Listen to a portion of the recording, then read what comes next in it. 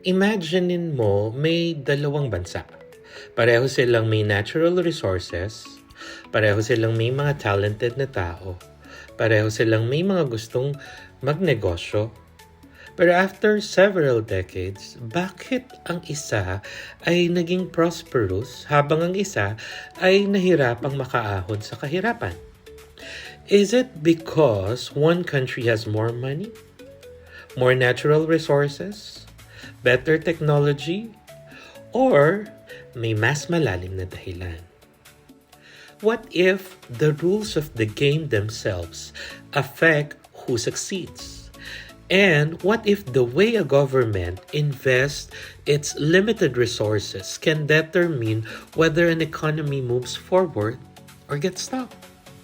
At paano naman kung ang kahirapan mismo ay nagiging dahilan kung bakit lalo pang nahihirapan ang isang bansa? Three very different ideas, three different ways of understanding development. Today, pag-usapan natin institutional theory, balanced versus unbalanced growth, and the circular and cumulative causation. Welcome to part 3 of our Theories of Economic Development Explained series. Let's simplify them in Teacher Mitch style.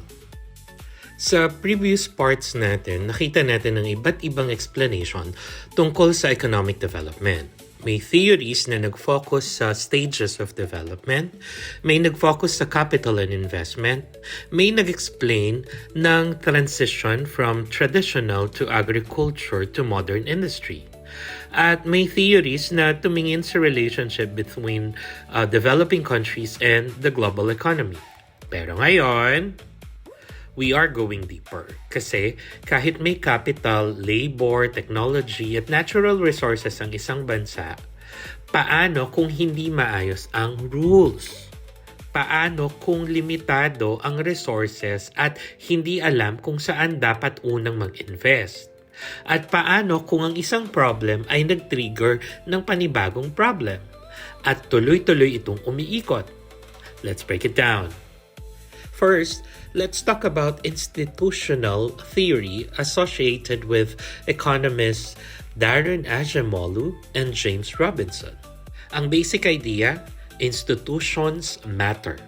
Pero ano ba ang institutions? Hindi lang ito government buildings. Institutions include the rules, laws, systems, and organizations that shape how people interact economically and politically. For example, how secure are property rights? Can contracts be enforced? Is the legal system predictable? Can people start businesses without arbitrary interference? Are economic opportunities open to many people? At may dalawang important concepts dito, ang inclusive institutions and extractive institutions. First, inclusive institutions. The idea is that institutions create broad opportunities for people to participate in the economy. Property rights are protected. Rules are more predictable. People have incentives to invest, work, innovative, and build businesses because they have some confidence that they can benefit from their efforts. In simple terms, kapag alam mong may chance kang makinabang sa pinaghirapan mo, mas may incentive kang mag-seek up at mag-invest. On the other hand, extractive institutions. Dito, economic and political opportunities may be concentrated among a small group. Kung ang rules ay designed mainly to benefit those who already have power, ordinary people may have fewer opportunities to participate and benefit. Para mas maintindihan, let's make a real-life analogy.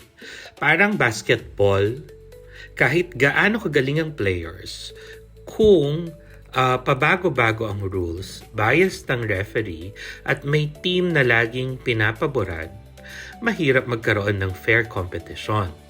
So the lesson is, not simply good government is equals to rich country. The deeper point is the quality of institutions can shape incentives and economic opportunities.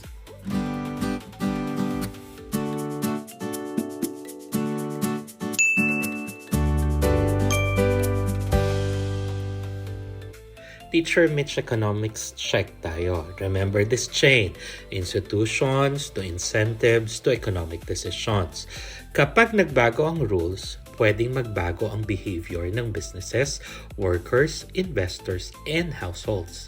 And those decisions can affect the whole economic development. Dapat unahing ibagsak ang limitadong resources.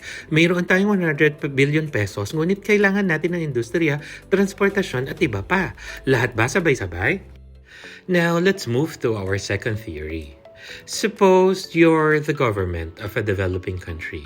Limited ang budget, pero ang needs, napakarami.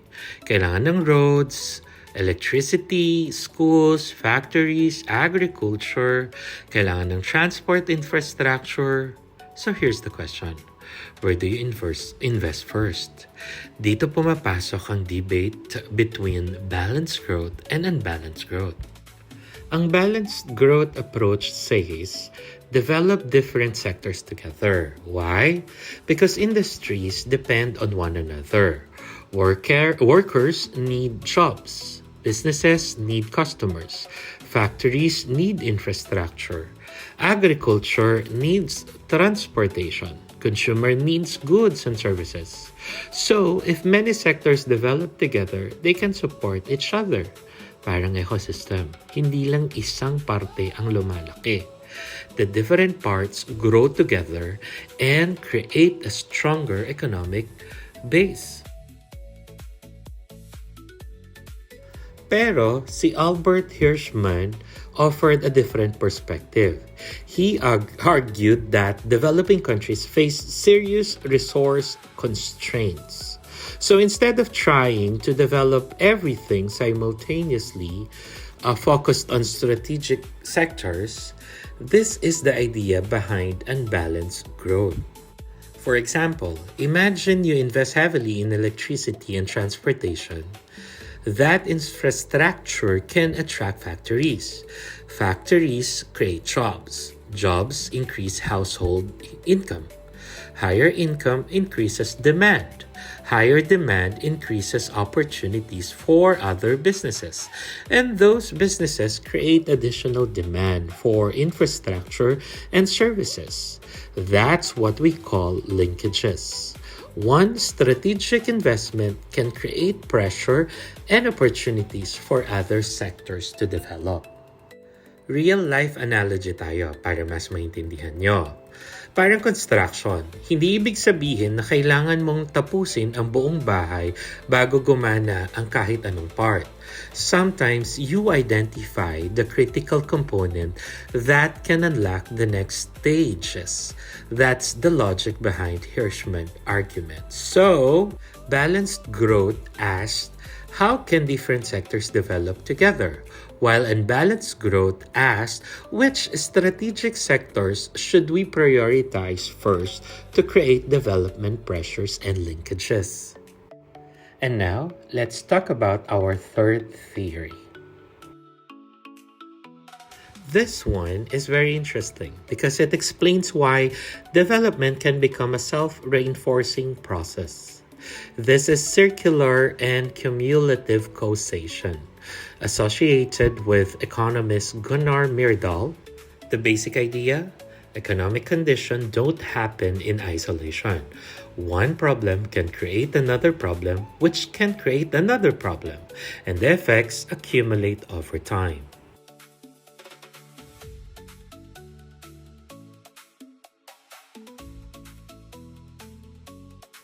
Imagine low income means households have less capacity to save. Low savings can contribute to low investment. Low investment can limit productivity. Low productivity can mean for fewer productive jobs and lower incomes. And then, back to low income. The cycle continues. This is why Myrdal's perspective is important. Poverty isn't always just one isolated problem. It can become part of a cumulative process. But the same logic can work in the opposite direction. Investment can increase productivity. Higher productivity can create more productive employment. More employment can increase income. Higher income can increase demand. More demand can encourage further investment. And the cycle continues. So development can also become cumulative. Good conditions can reinforce good conditions. The three theories connected. Let's see how they are connected. Now, let's connect all three. Institutional theory tells us the rules and institutions of a country can shape incentives and opportunities. Balanced versus unbalanced growth tells us developing countries face limited resources, so how we allocate investment matters. And circular and cumulative causation tells us economic condition can reinforce one another over time. So development isn't just about how much money does a country have. It's also about what are the rules, what are resources going, and what kind of cycle are those decisions creating? Now, let's have the Philippine Connection. Let's bring this closer to the Philippines. Imagine the government has a limited development budget. Should we invest more in education, infrastructure, energy, agriculture, manufacturing, digital technology, healthcare? There's no simple answer. Because every investment has an opportunity cost, and one investment can affect another. For example, better transportation can reduce logistics costs. Better electricity can support businesses. Better education naman can improve human capital. Better institutions can strengthen confidence in investing and entrepreneurship. And if several of these improvements reinforce one another, we can potentially create a positive development cycle. That is the bigger lesson. Economic development is interconnected. Quick recap tayo. Institutional theory, the rules of the game matter, balanced versus unbalanced growth, limited resources mean development strategy matters. And circular and cumulative causation, economic conditions can create reinforcing cycles. Three theories, three perspectives, one big question. How can a country break negative cycles and create conditions for sustainable development? And there you have it. Part 3 of our Economic Development Theories Explained series. We've learned that development isn't simply about having money, machines, or natural resources. Sometimes the rules matter. Sometimes where you put your limited resources matters. And sometimes the effects of one economic decision can create a cycle that lasts for years. So, here's your challenge. Imagine ikaw ang economic advisor ng isang developing country, katulad ng Pilipinas. Ano ang uunahin mo? Education, infrastructure, industry, agriculture, institutions, and most importantly, why? Don't just give me your answer. Explain your economic reasoning. Comment below, please. And if this lesson helped you understand economics a little better, don't forget to like, subscribe, and share this with your classmates. Again, this is Teacher Mitch at your service.